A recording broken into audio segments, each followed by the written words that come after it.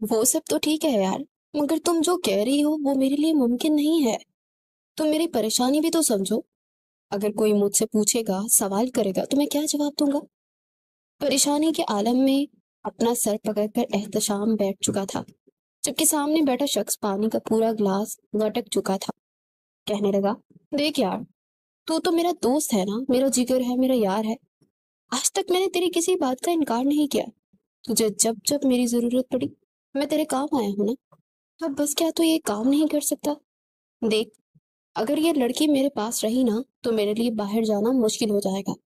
ویسے بھی میں نے کون سا صدیاں باہر گزارنی ہے۔ ایک ہفتہ میں باہر سیٹل ہو گیا تو میں اسے اپنے پاس بلا لوں گا۔ تمہیں میں اس کے پورے پیسے بیچتا رہوں گا۔ پلیز میری بات کو سمجھو۔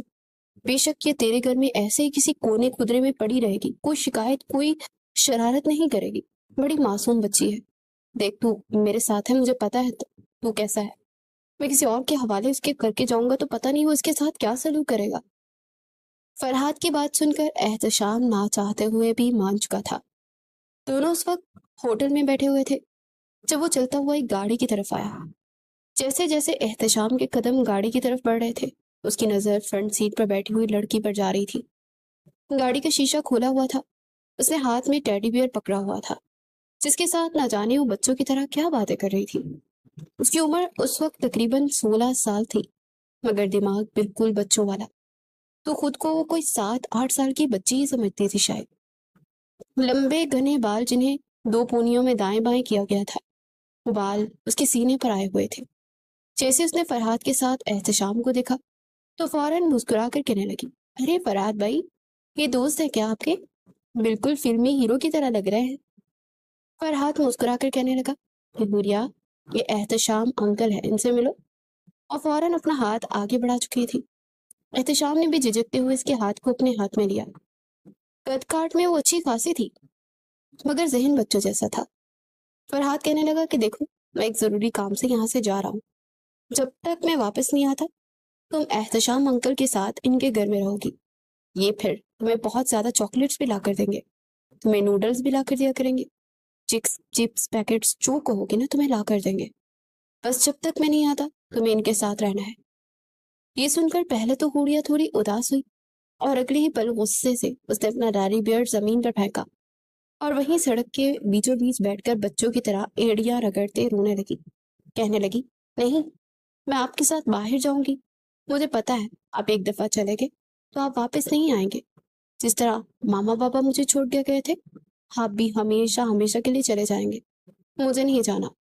وہ فوراً ہر فرحاد کے ساتھ لگ چکی تھی، اور فرحاد تو بس جیسے اسے جان چھڑا رہا تھا۔ آج سے 3 سال پہلے ہوریا کے والدین کا ایک سفر میں بری طرح سے ایکسیڈنٹ ہو چکا تھا۔ ہوریا بھی ان کے ساتھ موجود تھی۔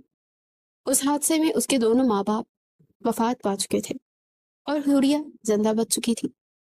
دماغ میں شدید چوٹیں آئی تھی۔ 3 مہینے تک وہ بے ہوشی کی حالت میں رہی، اور جیسے ہی ہوش آیا تو فرحاد نے دہاڑے مار مار کر روتے اسے بتایا کہ ماما بابا نہیں رہے، وہ مر گئے ہیں۔ یہ سن کر اس کے ذہن پر اچانک سے اٹیک آ چکا تھا۔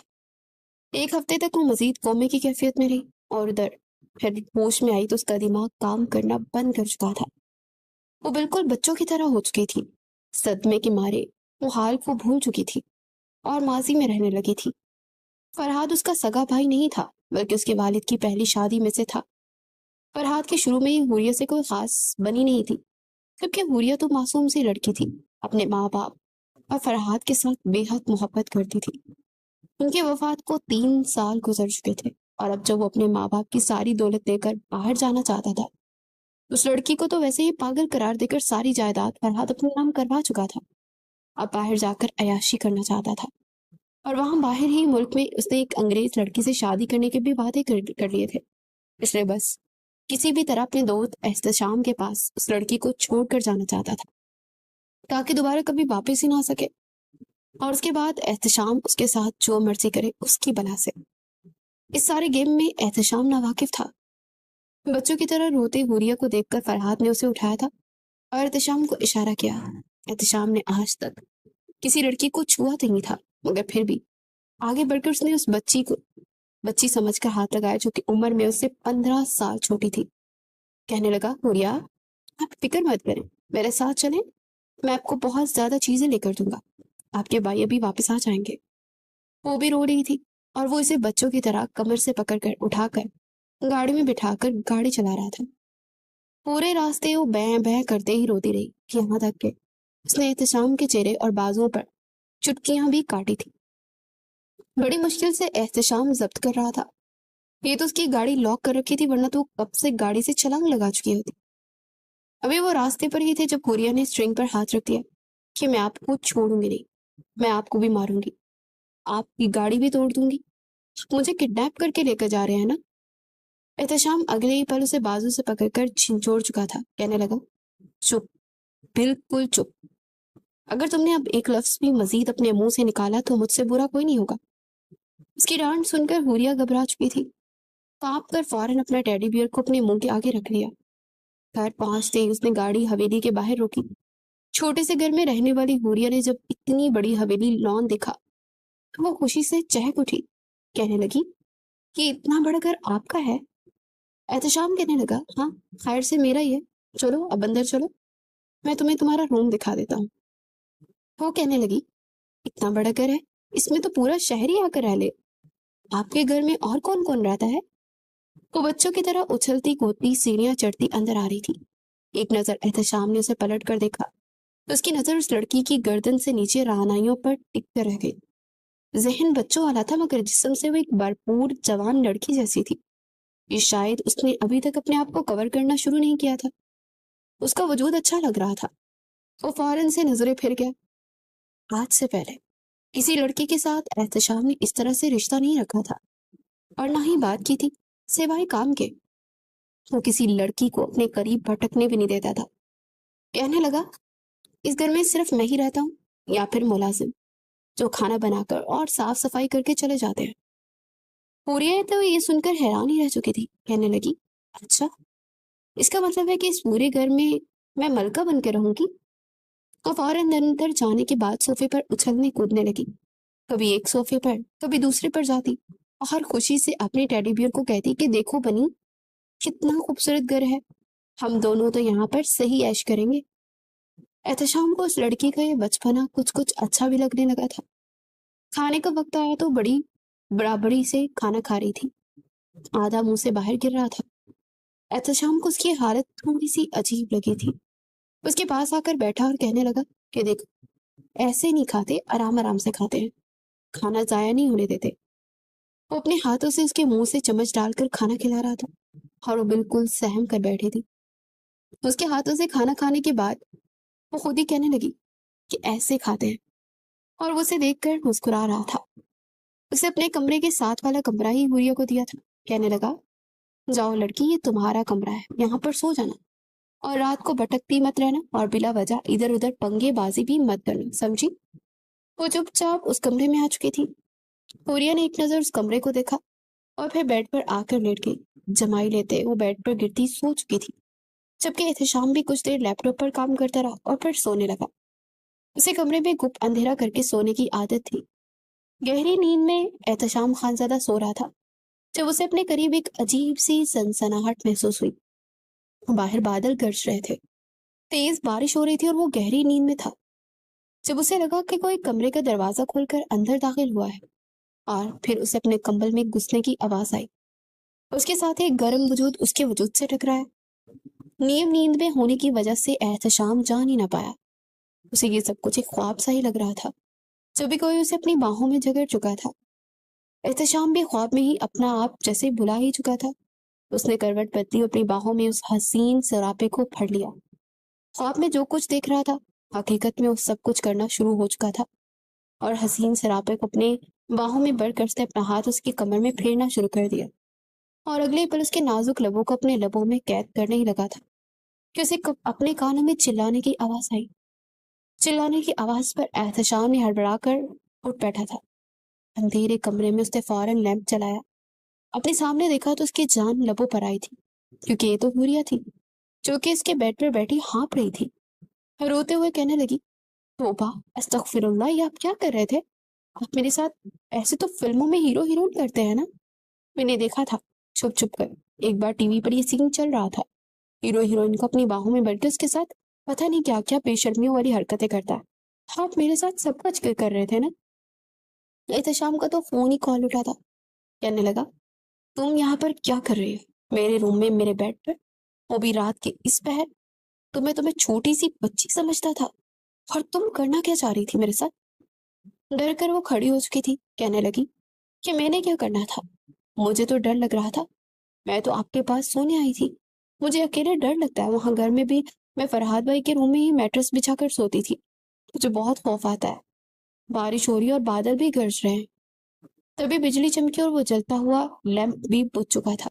और अगली पल वो चिल्लाती हुई उछलकर बेड पर आई और अंधेरे में ही एहतशाम को ढूंढ कर उसकी गोद में बैठ चुकी थी। प्लीज, प्लीज एहतशाम, मुझे मुझे बचा ले। मुझे डर लग रहा है, अभी रात के अंधेरे वाला भूत आ जाएगा ना, और मुझे आकर खा जाएगा। एहतशाम का पारा एकदम से हाई हो चुका था। एकदम से उसे नुस्वानी हुस्न से भरपूर लड़की को अपनी गोद में बैठा देखकर एहतशाम के जज्बात उबाल मारने लगे। वो उस लड़की को अपनी गोद से हटाना चाहता था, चूंकि उसके तन बदन में आग लगा चुकी थी और जज्बात को बार बार भड़का रही थी। मगर वो तो अपनी बाहें उसके गले में डाले उससे चिपकी हुई जा रही थी। गले लगकर कहने लगी, मुझे डर लग रहा है, प्लीज आप मेरे मामा पापा को बुलाए ना, फरहाद भाई को बुलाए। मुझे अपने घर जाना है। वो मजीद उसके करीब सिमटती जा रही थी। एहतशाम ने बड़ी मुश्किल से खुद पर कंट्रोल किया। फिर एक बच्ची समझकर वो कहने लगा, देखो हुरिया, मेरी बात सुन। मुझसे अलग हो तुम। मुझसे अलग होगी तो ही मैं जाकर सामने दराज से टॉर्च निकाल कर लाऊंगा ना। तुम जिस तरह मुझसे चिपकी हुई हो, मैं कैसे उठूंगा और रोशनी करूंगा। तुम्हें डरने की जरूरत नहीं है, मैं तुम्हारे पास ही हूं। उसे जैसे तैसे समझाता खुद से दूर कर गया और टॉर्च ऑन कर गया। वो सचमुच काफी डरी हुई थी और पसीने से शराबूर थी। एहतशाम को एक तरह से उस पर तरस भी आ रहा था और वो उसके पास बैठ गया। कहने लगा, चलो अब डरना बंद करो, मैं तुम्हें एक स्टोरी सुनाता हूँ। वो बिल्कुल किसी बच्चे की तरह उसे स्टोरी सुना रहा था और वो धीरे धीरे स्टोरी सुनते हुए उसके बेड पर ही सो चुकी थी। एहतशाम ने 2 कंफर्टर दिया और फिर खुद सोफे पर बैठकर उसे देखने लगा। मासूमियत से भरा हुआ चेहरा, मगर जहन बच्चों जैसा। उसके जहन में बार बार और तरह तरह के ख्यालात आ रहे थे। आखिर को वो भी एक मर्द था और बार बार लड़की का छूना और उसके जज्बात बरका रहा था। मगर अपने जज्बात को काबू पर करके वो सोफे पर ही सो गया। अगले रोज जब वो ऑफिस से घर आया तो घर का बिगड़ा हशर देखकर उसका दिमाग घूम चुका था। कांच के टेबल पर पड़ा बड़ा गुलदान टूटा हुआ था। यहाँ तक कि फर्श पर बिखरा हुआ खाना और सामान और किचन से अभी अभी भी ठक ठक की आवाजें आ रही थी। जैसे ही वो किचन में गया तो वो गुस्से से चिल्ला ही उठा, क्योंकि किचन में 2 बिल्ली के बच्चे ऊधम मचा चुके थे। पूरे घर में उसकी आवाज गूंजी, मगर उसे कहीं भी हुरिया नहीं मिली थी। जैसे वो बाहर आया तो सामने वो लड़की आम के पेड़ से आम तोड़ रही थी और गली के बच्चे भी पास कर रहे थे। हुरिया तक को बस सारा दिन इन्हीं सब में गुजर चुका था। गली में न जाने कहाँ से उसे बिल्ली के 2 बच्चे मिले थे और उन्हें उठाकर घर भी ले आई थी। एहतशाम के चिल्लाने पर वो सहम कर वापस आई। कच्ची केरियां उसने गोद में भरी हुई थी। कहने लगी, क्या हुआ, आप भी खाएंगे क्या कच्ची केरियां। उसे घर के अंदर लाया तो कहने लगा, क्या बच्ची हो तुम, शर्म नहीं आती कि क्या कर रही हो तुम। मेरे घर का हशर बिगाड़ के रख दिया। मुझे अपने बेड के चादी पर एक सिलवट भी पसंद नहीं थी, और तुमने तुमने मेरे घर का हशर कर दिया। चलो आप जल्दी से साफ करो, अभी के अभी, वरना पता नहीं मैं क्या करूंगा तुम्हारा। अगर मुझे खून माफ हुआ तो मैं वो तुम्हारा कर दूंगा। उस पर दहाड़ा था। होरिया ने सहम कर से देखा। कहने लगा, मेरे नाजुक नाजुक हाथों को देखे भला, इतना काम कैसे कर सकूंगी मैं। वो कहने लगा, तुम कोई नाजुक नहीं हो। जब कच्ची केड़ियां खाती हो तब तुम नाजुक नहीं थी। जब घर में बिखेरा किया तब नाजुक नहीं थी। चुपचाप ये सामान समेटो, वरना बहुत बुरा पेश आऊंगा। डरते डरते वो सहमते हुए चीजें उठाकर इधर उधर रखने लगी थी। जैसे तैसे उससे सफाई हुई और वह सफाई कर चुकी थी, और फिर बैं बैं करके रोने लगी कि मुझे अपने भाई के पास जाना है। एहतशाम भी उससे उकता चुका था। अभी उसे घर में आए दिन ही कितने हुए थे, मगर मजीद बर्दाश्त करना उसके लिए मुश्किल हो रहा था। उसने फरहाद को कॉल करना शुरू कर दी कि वो अपनी बहन को बुलवाएगा, मगर उसका नंबर ब्लॉक जा रहा था और बाहर जाकर उसने कॉल करने की कोशिश भी नहीं की थी, क्योंकि इसका पाकिस्तान वाला नंबर था वो भी बंद कर चुका था। उसने कुछ लोगों से फरहाद के बारे में पूछना चाहा, मगर बेइज्जत था। इस लड़की को अच्छे बुरे का भी पता नहीं था। वो जवान हो चुकी थी, मगर खुद को किस तरह ढांपना है और अंडर गारमेंट्स का कैसे इस्तेमाल करना है उसे कुछ भी मालूम नहीं था। मजबूरन एहतशाम ने बिल्कुल एक टीचर की तरह उसे अपने सामने बिठाया और समझाया कि तुम अब छोटी बच्ची नहीं रही, इसलिए मैं तुम्हें कुछ सामान मंगवा कर दे रहा हूँ, तुम इसे पहनना और आइंदा के बाद तुम दुपट्टा उतार कर नहीं घूमोगी, मेरे सामने तो बिल्कुल भी नहीं। तुम हमेशा दुपट्टे में रहोगी और खुद को छुपाकर और गली में बच्चों के साथ खेलती हुई दिखाई ना दो। वो उसे समझा रहा था और वो चुपचाप सर हिलाकर जैसे समझ भी रही थी। एहतशाम ने कुछ पैकेट लाकर उसे दिए, कहने लगा अब इसका इस्तेमाल करो। वो चुपचाप उन्हें लेकर कमरे में आ चुकी, मगर हुरिया को समझ नहीं आ रही थी कि इन सबको कैसे पहनना है, कैसे इस्तेमाल करना है। वो सर पकड़ कर बैठ चुकी थी। बाहर आकर एहतशाम से कहने लगी कि मुझे तो कुछ समझ ही नहीं आ रहा, आप मेरी हेल्प कर दें, मुझे एक दफा पहना कर बता देना, उसके बाद मैं खुद ही कर लिया करूंगी। एहतशाम उसकी लड़की की बात पर सर पकड़ कर बैठ चुका था। पहले तो कुछ सोचता रहा, फिर आखिर में से यही हल मिला कि लड़की को किसी अच्छे दिमागी डॉक्टर को दिखाना चाहिए, इसका कोई इलाज तो भी होगा ना, ये शुरू से ऐसी तो नहीं थी, अगर इलाज करवाया जाए तो ठीक भी तो शायद हो ही जाए। अगले रोज उसे लेकर डॉक्टर के पास चला गया और डॉक्टर उसके जानने वाले दोस्त थे। जब वो उनके क्लिनिक में दाखिल हुआ तो हुरिया ने उसका हाथ पकड़ा हुआ था और दूसरे हाथ में टेडी बेयर था। कहने लगा, अरे आओ एहतशाम, ये लड़की तुम्हारे साथ कौन है? वो अब इसे क्या बताता कि उसको घुमा फिरा कर कहने लगा कि ये मेरी कजन है और उसके साथ जिस तरह की ट्रेजेडी हुई है वो सब कुछ उसे बताने लगा। हुरिया के कुछ टेस्ट होने लगे थे, सीटी स्कैन होना था, मगर वो तो असल की डरपोक थी। जो जो कुछ हो रहा था उसने एहतशाम का हाथ पकड़े रखा। कहने लगी, नहीं मुझे डर लगता है, आप मेरे साथ हो तो मुझे कोई डर नहीं रहता। अब तो एहतशाम को भी उससे एक अनसियत सी होने लगी थी। डॉक्टर ने तमाम तर टेस्ट करने के बाद कहा कि अगर इसका प्रॉपर इलाज किया जाए तो उम्मीद है कि 5-6 महीने में इस लड़की की याददाश्त ठीक हो सकती है। एहतशाम ने सुख का सांस लिया और वो इसे लेकर घर आ चुका था। पूरिया की हरकतें बच्चों जैसी थी, नहा कर आती तो उसके सामने बैठ जाती, वो लैपटॉप पर काम कर रहा होता तो लैपटॉप के साइड पर करती और उसे कहती कि टांगे खोले और यहाँ पर टांगे लटका कर बैठे। वो ऐसे ही करता तो वो फर्श पर उसकी टांगों के बीच बैठकर कहती, चले अब मेरे सर पर मसाज कीजिए, मुझे बहुत सुकून आता है। एहतशाम ना चाहते हुए भी धीरे धीरे उस लड़की की तरफ माइल हो रहा था। पहले जो वो बेध्यानी में उसका ख्याल रखता था, अब वो उसका अच्छा से ख्याल रखने लगा था। अब तो उसके आसपास के घरों को भी ये बात मालूम हो चुकी थी कि एहतशाम के साथ इस घर में एक लड़की रहती है। लोगों के लिए ये बात थोड़ी अजीब थी कि कहाँ ये लड़का जो घर में अकेले रहता था, घर में इस लड़की को मुलाजमा भी इसने नहीं रखी और अब ना जाने एक लड़की उसके पास कहाँ से आ गई। जब भी गांव के कुछ बुजुर्ग लोग उसके पास आए, कहने लगे, बेटा तुम इस लड़की से तुम्हारा क्या रिश्ता है? जवाब में एहतशाम तो पहले कुछ समझ ना पाया क्योंकि उसे अपने और उस लड़की के लिए कोई माकूल रिश्ता मिल ही नहीं रहा था। फिर कहने लगा, ये मेरी बीवी है। वहां पर मौजूद लोग एक दूसरे का चेहरा देख रहे थे क्योंकि उससे उम्र से काफी छोटी थी। कहने लगे, अच्छा, मगर ये लड़की तो हमें दिमाग से थोड़ी अजीब लगती है। तभी एहतशाम कहने लगा कि जैसी भी है मेरी बीवी है, आप लोगों को फर्क नहीं पड़ना चाहिए। क्या कुछ पूछना है आपने? कहने लगे, नहीं, हम बस यही पूछने आए थे और इस लड़की से कि तुम्हारा रिश्ता क्या है। बहरहाल अगर ये तुम्हारी बीवी है तो फिर ठीक है, वरना बगैर निकाह एक लड़की के साथ रहना बाकी के घरों और बच्चों पर क्या असर डालेगा। ये कहकर वो लोग वहां से जा चुके थे जब सोफे के पीछे से वो एहतशाम के कान में चिल्ला उठी थी। एहतशाम हड़बड़ा कर रह गया। वो दोनों हाथ की ताली बजाकर कहने लगी, ये आप उनको क्या कह रहे थे? मैं आपकी बीवी हूँ? पागल हो गया क्या? ऐसे कैसे मैं आपकी बीवी बन गई? मैंने तो कबूल है कहा ही नहीं था और ना ही दुल्हन बनी। एहतशाम तो सो चुका था कि इस लड़की को अपनी बीवी ही बनाएगा, तो उसे किसी और के हाथ पर सौंपने का सोच भी नहीं सकता था। कहने लगा, चलो अगर नहीं बनी तो बन जाओ, तुम्हें शादी करनी है? वो फौरन सर हिलाकर कहने लगी कि हाँ करनी तो है, बिल्कुल करनी है, आप मेरे दुल्हे बनेंगे? एहतशाम मुस्कुराकर हाँ में सर हिलाने लगा। वो उसे कोर्ट में ले गया था, उसके कुछ दोस्त भी वहां पर थे और फिर उसने हुरिया से निकाह कर लिया। निकाह के बाद उसे सारा दिन शहर घुमाता रहा, कभी आइसक्रीम, कभी गोलगप्पे और कभी क्या तो कभी क्या। वो फरमाइशें कर करके खाती रही। जैसे ही रात को घर पहुंची तो अपना पेट पकड़कर हाय हाय कर रही थी। एहतशाम ने उसे यूं हाय हाय करते देखा तो कहने लगा, अरे क्या हुआ, तुम चिल्ला क्यों रही हो? وہ تو اپنا پیٹ کسی حاملہ عورت کی طرح پکڑ کر صوفے پر گر چکی تھی. کہنے لگی میرا بچہ ہونے والا ہے, مجھے ڈاکٹر کے پاس لے جائیں. اس کی بات سن کر احتشام کا کہکا بلند ہو گیا. کہنے لگا اچھا, مگر وہ کیسے ہو سکتا ہے, میں نے ابھی تمہارے ساتھ کچھ کیا ہی نہیں. اسے ہنستا دیکھ کر حوریہ نے شرماتے اپنا ٹیڈی بیئر اس کی طرف پھینکا. کہنے لگی آپ ہنس رہے ہیں, آپ کو نہیں پتا کیا, شادی کے بعد ہی تو بچہ پیدا ہوتا ہے. آپ سے صبح میری شادی ہوئی اور ہمارا بچہ اب آنے والا ہے, میرا چھوٹا سا نیو ٹیڈی بیئر.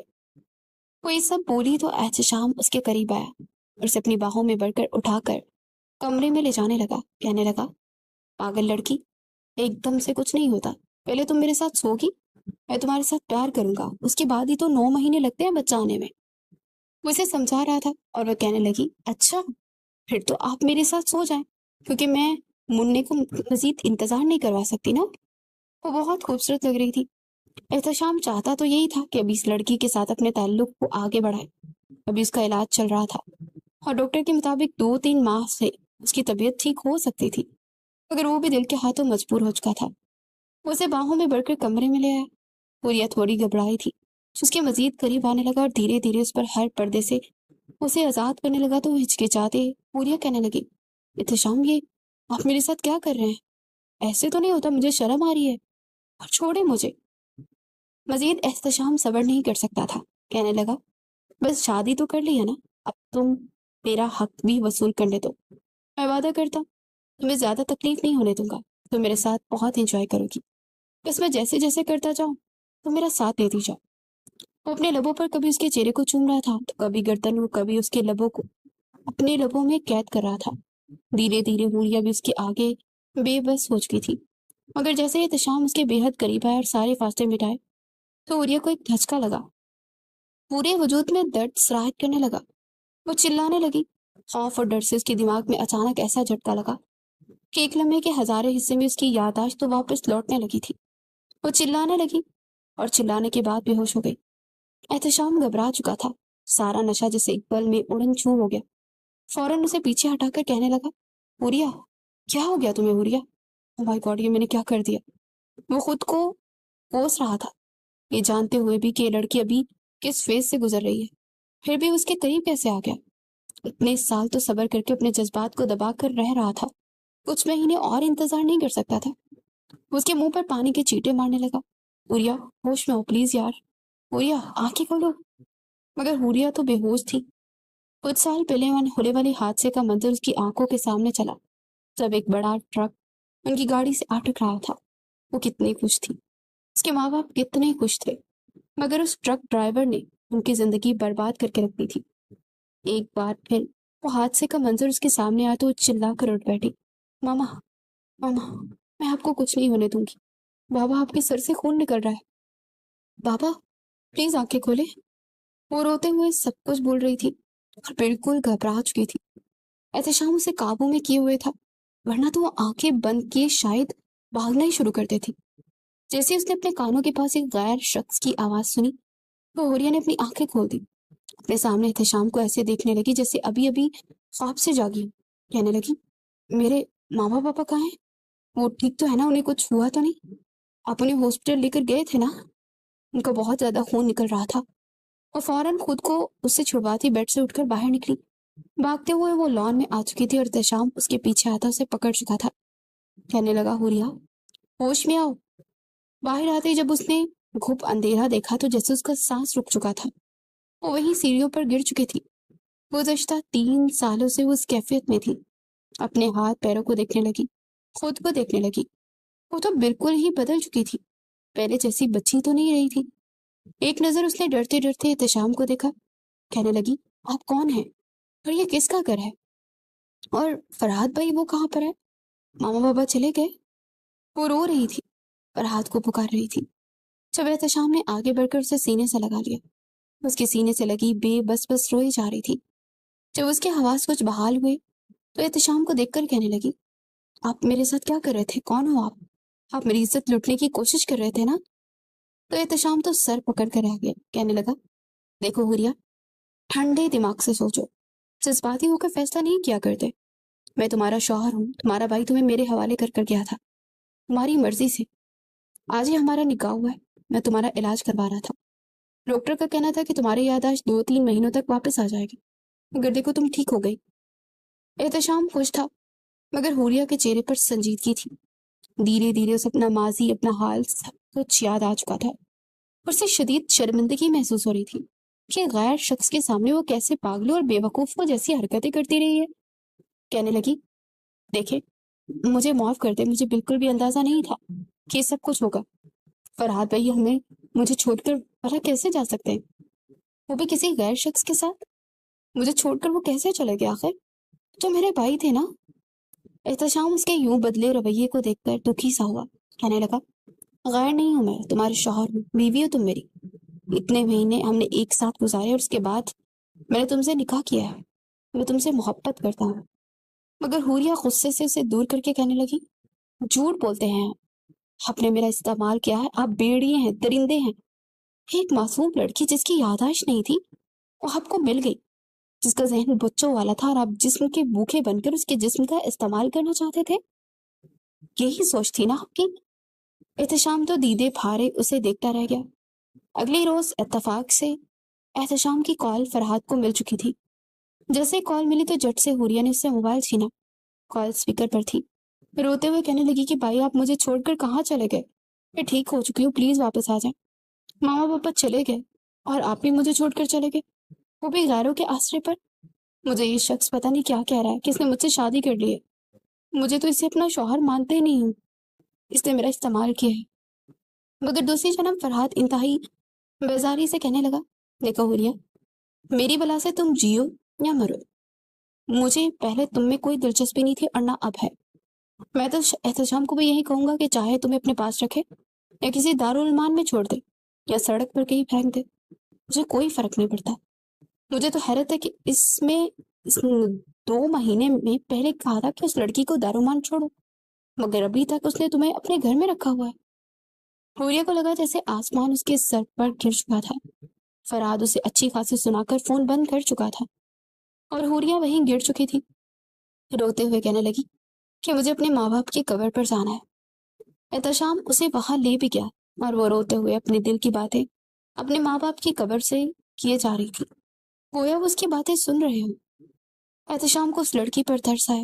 اس کے پاس بیٹھا اور کہنے لگا، حوریہ، میں جانتا ہوں تم اس وقت کس کیفیت سے گزر رہی ہو، مگر میں تمہارے ساتھ، بھلے تم مجھ سے محبت نہیں کرتی مگر پھر بھی تمہیں دل و جان سے اپنی بیوی قبول کر چکا ہوں، اور تمہارے علاوہ میری زندگی میں کوئی دوسری لڑکی نہیں آئے گی.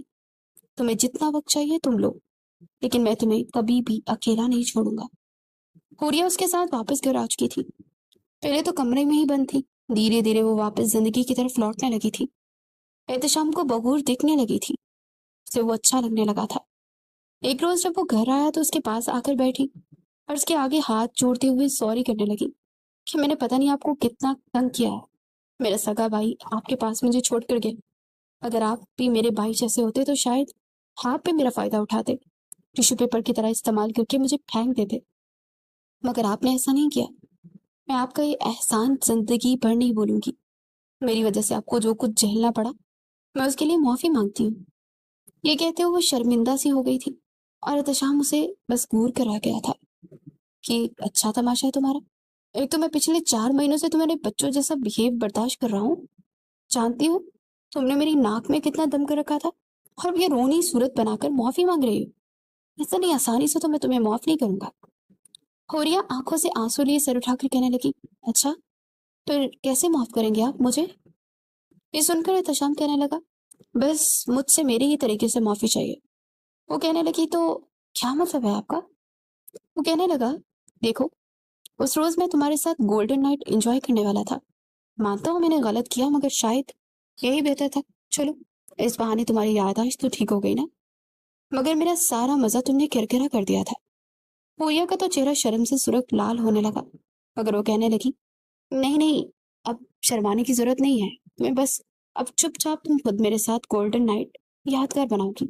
میں کچھ بھی نہیں کروں گا، سب کچھ تم کرو گی، تبھی میں راضی ہو سکتا ہوں، ورنہ میں تو بالکل بھی تمہارے ساتھ ٹھیک نہیں ہونے والا. حوریہ تھوڑی جھجکی، آنکھوں میں موٹے موٹے آنسو لے کر کہنے لگی، اب آپ اپنی حوریہ سے ایسا سلوک کریں گے کہ مجھے کچھ بھی نہیں کرنا آتا، میں تو معصوم بچی ہوں نا. وہ بچوں کی طرح منہ پھلا کر بولی تو احتشام اسے دیکھ کر رہ گیا۔ اگلے ہی پل وہ ہنسی تھی اور احتشام اسے سینے سے لگا چکا تھا۔ کہنے لگا، ہاں بیبی ہو ابھی تو تم، ایک دن میں اپنا بیبی بھی پیدا کر لینا تھا تم نے تو، صحیح ڈرامے باز ہو تم، پوری کی پوری نوٹنکی۔ اور ہنستا ہوا اسے ایک بار پھر باہوں میں بڑھ چکا تھا اور کمرے میں لے آیا۔ حوریہ بھی مسکراتے ہوئے احتشام کے لیے اپنے دل کے دروازے کھول چکی تھی۔ بڑے پیار سے وہ رات اس کے نام کر چکا تھا۔ حوریہ نے بھی اس کا پورا پورا ساتھ دیا تھا۔ وہ رات ایک دوسرے کے نام کر چکے تھے۔ پوری رات کمرے میں ان دونوں کی محبت بھری سسکیاں گونجتی رہی تھی۔ حوریہ کو حقیقی معنوں میں اس نے اپنے گھر کی رانی بنا کر رکھا تھا، کسی چیز کی کوئی کمی نہیں آنے دی تھی۔ وہ واقعی اس گھر میں راج کر رہی تھی، حالانکہ اس کے ماں باپ کی طرف سے اس کی جائیداد کا حصہ بھی بنتا تھا، مگر اس نے وہ بھی بھلا دیا تھا۔ ایک روز جب وہ گھر میں معمول کے کاموں میں مصروف تھی تو اچانک دروازے پر دستک ہوئی۔ احتشام نے دروازہ کھولا تو سامنے فرحات کھڑا تھا۔ روتے ہوئے اس کے قدموں میں گر گیا، کہنے لگا، مجھے معاف کر دو، میری بہن نے تمہارے ساتھ بہت برا کیا۔ حوریہ تو اپنے بھائی کو اتنے مہینوں بعد اور یادداشت واپس آنے کے بعد تو شاید پہلی بار ہی دیکھ رہی تھی۔ اس نے اس کے جال میں پھنستے ہوئے وہ بھی اس کے گلے لگ کر رونے لگی۔ وہ کہنے لگا، میں واپس آ گیا ہوں تمہارے لیے، مجھے احساس ہو گیا کہ میں نے اپنی بہن کے ساتھ کتنا غلط کیا، چلو تمہیں میں واپس لینے آیا ہوں۔ مگر احتشام انکار کر چکا تھا، کہنے لگا، یہ میری بیوی ہے اور تم اسے کہیں نہیں لے کر جا سکتے۔ وہ اکیلے حوریہ کو فرحات کے ساتھ بھیجنا چاہتا بھی نہیں تھا۔ فرحات بھی وہیں رک چکا تھا، بلا وجہ ہی حوریہ کو اپنی محبت دکھا رہا تھا۔ جب احتشام نے اس کے بارے میں پوچھ گچھ کی تو یہ معلومات سامنے آئی کہ باہر جا کر اس نے جس لڑکی سے شادی کی تھی اس کا سارا پیسہ لے کر رفو چکر ہو گئی اور الٹا اس پر کیس کر رہی تھی کہ اس پر ظلم اور زیادتیاں کرتا رہا، جس کی وجہ سے اس کا وہاں کیس چل رہا تھا۔ اب وہ خالی ہاتھ کنگال ہو کر اس ملک سے بھاگ کر پاکستان آ چکا تھا اور جان بوجھ کر حوریہ کے ساتھ اپنے تعلقات بہتر کر رہا تھا تاکہ کم از کم اسے رہنے کے لیے جگہ تو مل جائے۔ حقیقت معلوم ہوتی اس نے فرحات کی حقیقت حوریہ کو بتائی تھی، جسے سن کر حوریہ کو بھی اس پر شدید غصہ آیا تھا، جو اپنے مطلب کے لیے اس کا استعمال کر رہا تھا۔ کچھ روز بعد ہی پولیس فرحات کو پکڑ چکی تھی اور حوریہ تو جتنا حیران ہوتی اتنا کم تھا۔ بہرحال فرحات کے لیے اپنے دل کے دروازے اس نے ہمیشہ کے لیے بند کر دی اور احتشام کے ساتھ زندگی میں آگے بڑھ گئی تھی۔